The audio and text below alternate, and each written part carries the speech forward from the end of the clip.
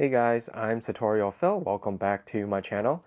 I'm doing an update on my traveling to Paris video from last summer because I went again this winter in January 2022, and what's new is that we have the Omicron variant and there's some new restrictions between the traveling back to the US as well as traveling to Paris, and so I'm going to go through some of those in this video. And your mileage may vary. It's going to depend.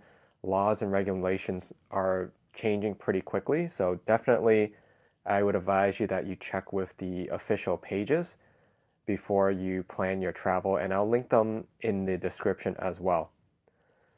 I will say the real new thing since I traveled back in last summer is the vaccination pass. So that's something I'll quickly go over first, and then I'll talk about testing and flying. So those are the three subjects in this video. So the first thing is the vaccination pass, which actually replaces the health pass. The good thing is that it's an app that's managed by the country. And so whenever you get tested, you can scan a QR code and it'll automatically log it into your app. And it's pretty easy to register for it. The app is of course free. And the thing about the vaccination pass is that you'll need it to enter certain places like eating in at restaurants. And I think pretty much most, if not all, museums will require it. They'll scan it before they'll let you in the museum. The process is fairly straightforward to get a vaccination pass for someone who's not in the EU.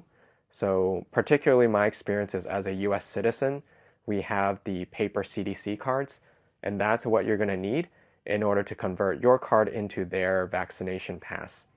And you can do this at almost all of the pharmacies. There is a website, it's an official website that has a map, and you can find which pharmacy provides this service. Again, I think it's pretty much most of the pharmacies, especially in the city. And there's no shortage of them, as you can see on the map. And what I did was just find one that was close to my hotel. And there were actually a couple that were within like 2 or 3 minutes. Like I said, what you need is your original CDC card. I don't think they'll take photos, so you'll actually need to bring the physical card with you. The other advice I learned is that you probably want to get your booster, because it turns out just being what we consider fully vaccinated might not be enough to get a green status in the app. And it really depends on when your last vaccination is, because I had gotten mine pretty early when it was available to the general public. When I first got my vaccination pass converted, I had it taped to my passport, and so the person who was doing it didn't know that there was a extra information on the back, which was my booster, and I didn't think it would matter. I just figured if you're fully vaccinated, that's fine. But it turns out, I think the green status in the vaccination pass expires 6 to 7 months after your last shot. And so initially when I first got it, and then I loaded up on my app, I scanned the QR code, they'll print out a piece of paper for you, which has a QR code, and when you scan it using the anti-COVID app, it will automatically bring up the vaccination pass and add it to your wallet. I realized it had a red status because my last shot was over X months ago, and mine had just expired. And so I went back to it. Luckily, they did it for free, the new one, because I showed her that it was my booster information was in the back. So I got that cleared away. So you can see it's 3 shots, and it's a valid status. The price should be pretty much standardized according to the website, and I encountered the same. It's 36 euros to get your vaccination pass. And I did encounter at least 2 occasions that I needed to use a vaccination pass. One was when I was taking a break from taking photos at the Palais Royal, and I went inside to get a cup of coffee. And even just having a cup of coffee, if you're consuming it indoors, they're going to scan your vaccination pass. And then the other was when I went to the museum at the Musée des Arts et Décoratifs. The next thing I'll talk about is testing, which is related to the vaccination pass. I did it at the same pharmacy that I got my vaccination pass. And again, pretty much all of the pharmacies provide the testing services, plus there are other places, more for the general public, that's free. They set up tents around the city that will do testing. One thing to note is that if you need a PCR test, you do have to make an appointment, and you can do so online via a website. They have the QR code everywhere in Paris that you can register for. I didn't actually have to go through the process because for the flight back to the US, the new regulation is that it needs to be done within 24 hours, and they accept antigen, a rapid antigen. So I did that, which you get the results typically around within 20 minutes, if not faster. I think I got mine in about 15 minutes.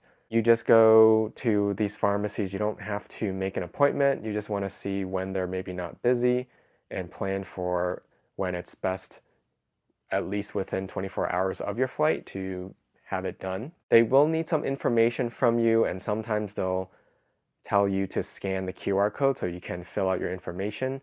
I was having some trouble doing it, so they just got it through my passport. And the 2 additional pieces of information they'll need from you is your phone number, which you'll want to include your country code. So for the US, it's +1, and then your 10-digit phone number, as well as your email, because the results will be delivered to you via both email and through a text message. So they're not going to be printed. You don't have to go back to them, which is convenient because it'll just be digital sent to you.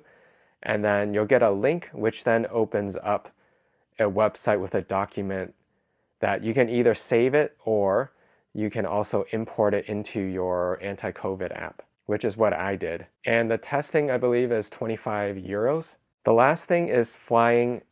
It's still similar rules where you have to wear a mask pretty much, I mean, at the airport and of course when during the flight, except when you're eating or drinking. For this time, that was different, was that I also needed to test before I flew. Last time, all you needed to show was either that you're fully vaccinated or you had a test result. But now, even if you are fully vaccinated, you still need to test before you fly out of the country. So for my airline, for Air France, they needed a test within 48 hours. Or there's alternatives where you can show that you've been fully recovered. The information the airline will, of course, provide to you multiple times before you actually fly. And then the thing that also changes, coming back like I was mentioning for testing, to enter the United States from a foreign country, you need to be tested within 24 hours of your flight. Or again, if you have a doctor's note that says you've been fully recovered within 3 months.